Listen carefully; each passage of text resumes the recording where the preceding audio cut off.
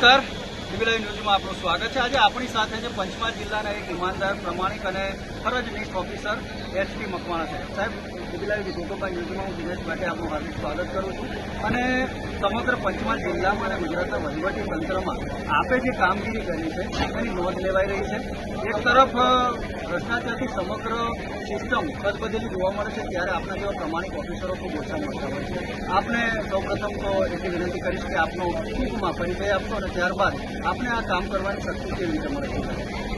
આપનો ખૂબ ખૂબ આભાર। પ્રથમ તો કામ કરવાની પ્રેરણા તો પહેલેથી જ મારે જ્યારથી હું વિદ્યાર્થી જીવનમાં હતો ત્યારથી સતત કાંઈકનું કાંઈક સતત કામ કર્યા કરવું અને રિઝલ્ટ જે મળે ત્યાંથી હું પ્રથમથી હું પ્રેરાઈ છું। મારો પરિચય આપું તો હું 2019થી સુધી ભરતીનો નાયબ કલેક્ટર છું અને બનાસકાંઠાના વતની છું અને જુદા જુદા જિલ્લાઓની અંદર જુદા જુદા વિભાગોની અંદર જ્યાં રાજ્ય સરકાર મૂકે છે ત્યાં મારી નિષ્ઠાપૂર્વક અને જે મને ફરજ સોંપવામાં આવેલી છે એ ફરજ છે એ ફરજમાં હું હંમેશા સતત એ ધ્યાન રાખું છું કે મારી ફરજમાં કોઈ ઉણપ ના આવે, બરાબર છે। જે ફરજ સોંપવામાં આવી છે તે ફરજને આપણે શિરે એટલે કે માથે ચડાવી અને હંમેશા સ્વીકારી અને એ ફરજ નિભાવતા હોય છે અને એ જ સાચા જે ઓફિસર જેને કહેવાય એ ઓફિસર એને જ કહેવાય કે જે ફરજ છે જે ફરજ પ્રત્યે પોતાને વફાદાર રહે છે। સાહેબ, પુરવઠા અધિકારી તરીકે આપણે ખૂબ જ સારી કામગીરી કરી છે। ઘણા બધા જે સિસ્ટમની અંદર અને સરકારી દુકાન સરકારનો હેતુ એવો હોય છે કે નાનામાં નાના અને આદિવાસી અને ગરીબમાં ગરીબ પરિવારને સરકાર દ્વારા જે અનાજ અને જે કંઈ સહાય મળે છે પહોંચવી છે, એની અંદર ઘણા બધા ભ્રષ્ટાચાર અને કંઈ તો અનાજ અને સગે વગે કરી દેવું એ બધું ચાલતું છે। ઉપરાંત બીજી વાત આપણા કામમાંથી એ જોવા મળી છે કે અત્યાર સુધી કોઈને એ જ ખબર નહોતી કે જે બહાર વેપારીઓ કામગીરી કરે છે, વેચાણ કરે છે, એમના ઉપર પણ પુરવઠા તંત્ર કામગીરી કરી શકે, કાયદા પર પગલાં લઈ શકે છે। એ વસ્તુ આપણી કામગીરીમાંથી જોવા મળી છે। તો આની અંદર પ્રશ્નો તો ઘણા આવતા હશે અને સાથે સાથે રાજકીય દબાણ પણ આવતું હશે, તો એમાં આપ કેવી રીતે હેન્ડલ કરો? જો આપે જે વાત કરી કે જ્યારે આપણી ફરજ છે ને એ ફરજ વફાદારીથી, નિષ્ઠાપૂર્વક અને ઈમાનદારીથી નિભાવતા હોઈએ છીએ તો ત્યારે સૌ કોઈ જાણતા હોય છે કે કાયદો છે દરેક માટે સમાન છે। કાયદો છે એ દરેકને કાંઈકના કાંઈક જે હિતો છે એમને જે મળવાપાત્ર લાભ છે એ હિતોનું રક્ષણ કરે છે હંમેશા, બરાબર છે।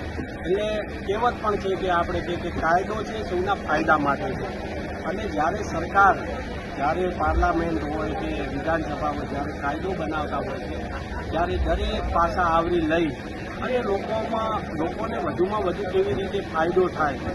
કોઈ કાયદો છે ક્યારે બદલાની ભાવનાથી ઉપયોગ કરવા જાઓ તો ક્યાંય ન્યાય નથી આપતો, પણ જ્યારે એને સાચા અર્થમાં જ્યારે એનું ઇમ્પ્લિમેન્ટેશન કરવામાં આવે છે અને એક ઇમ્પ્લિમેન્ટિંગ એજન્સી તરીકે અને જ્યારે એ કાયદાને સારી રીતે અમલ કરવામાં આવે છે ત્યારે ચોક્કસપણે જે લોકોને લાભ મળતા હોય છે ત્યારે પૂરેપૂરો લાભ મળે છે। આપણે આજે 15મી ઓગસ્ટ છે, આપણો આઝાદીનો દિવસ છે। સાચી આઝાદી જે લોકો ઈચ્છતા હતા કે અમને આઝાદી મળવાથી શું ફાયદો થશે, આઝાદીના ફળ કેવા હશે, એ દરેક લોકોની આશા અપેક્ષા હોય છે અને આપ જોઈ રહ્યા છો કે પંચમહાલ જિલ્લાની અંદર જે આપણે પુરવઠા શાખાની અંદર જે આપણા 13 લાખ જે લાભાર્થીઓ છે, રેશન કાર્ડ ધારકોના જે ટોટલ મેમ્બર છે 13 લાખ છે, આપણે ગેસ એજન્સીઓ છે, પેટ્રોલ પંપો છે, તો તમામે તમામ અલ્ટિમેટલી તો જે છેલ્લે જે માનવી છે, જે બેનિફિશરી જેને છેવાડાના માનવી સુધી જ્યારે પહોંચે ત્યારે એને એક અંદરથી આત્મસંતોષ થતો હોય છે કે ના, સરકાર મારા માટે કાંઈક કરી રહી છે, સરકાર મારું પણ વિચારે છે। એ અહેસાસ ક્યારે થાય કે જ્યારે એને બેનિફિશરીને બેનિફિટ મળે, કાંઈક ફળ મળે આઝાદીના, ત્યારે એને અહેસાસ થાય। અને રહી વાત અન્ન, તો અન્ન બાબતે તો હું હંમેશા કહું છું કે આપણો જે શરીરને આ જે જઠર છે એ જઠરની અંદર જે જઠરાંગની જે પેદા થાય છે એ કોઈથી સમાપ્ત થતો નથી। અન્ન સિવાય છે એ શાંત પડતો નથી અને જ્યારે અન્ન અંદર જાય છે ત્યારે જે શાંત પડે છે।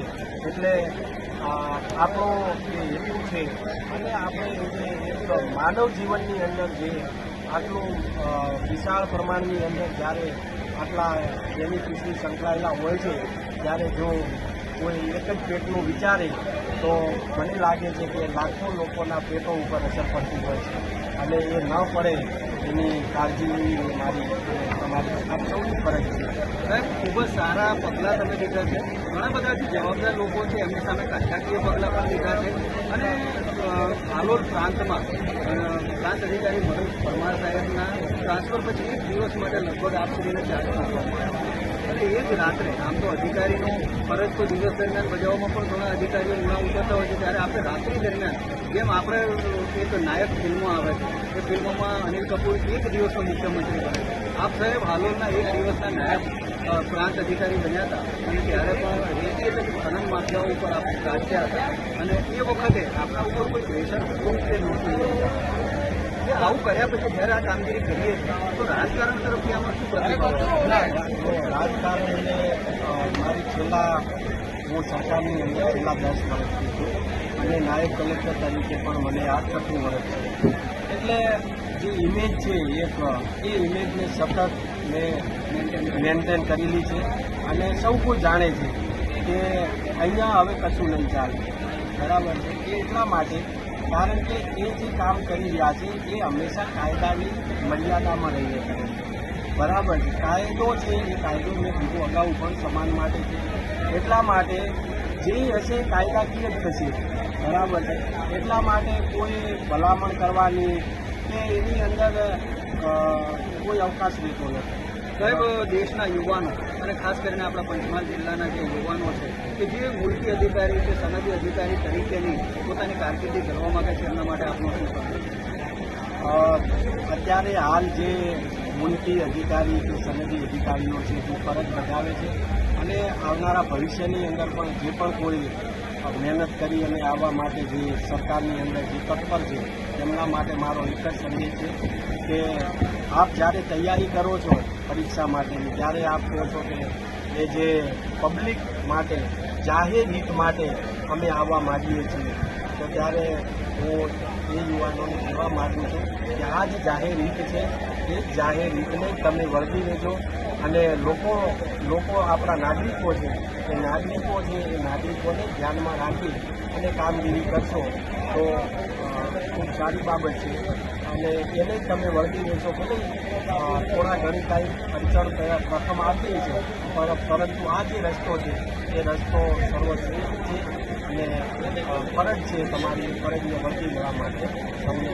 સાહેબે બહુ સરસ વાત કરી છે કે જ્યારે આપણું લક્ષ્ય એટલે આપણું નિર્ણય પાકો હોય છે અને એની અંદર ફરજની રેખા ભરતી હોય છે ત્યારે તેમ જે કર્તવ્ય માણસોને કોઈ અભિપ્રાયો કરી શકતા નથી. પણ સાહેબ આપ ફેમિલી અને આપની સેવાઓ એની સાથે કેવી રીતે તાલમેલ જો ફેમિલી આપણે વાત કરી તો અત્યાર સુધી આમ તો હું જાહેર કરતો નથી પણ મેં ક્યારે અડધી સીએલની પણ મેં ક્યારે મૂકી નથી. શનિવાર હોય રવિવાર હોય કે તમે જોઈ શકો છો કે ગમે ત્યારે શનિ રવિની પણ હું મારી વફાદારી ફરજ બજાવું છું. ફેમિલીને પણ ખબર છે કે એમને આપણે કહીએ છીએ કે જેનાથી આપણું જે મહેનતાણું મળે છે એ સરકાર છે અને આપણે એને જ વફાદાર રહેવું જોઈએ. બરાબર છે. સરકારમાં છીએ તો બધું છે. બરાબર છે. બાકી આપ જાણો છો કે જે છે અલ્ટિમેટલી કે અહીંયા છીએ તો આ બધું છે.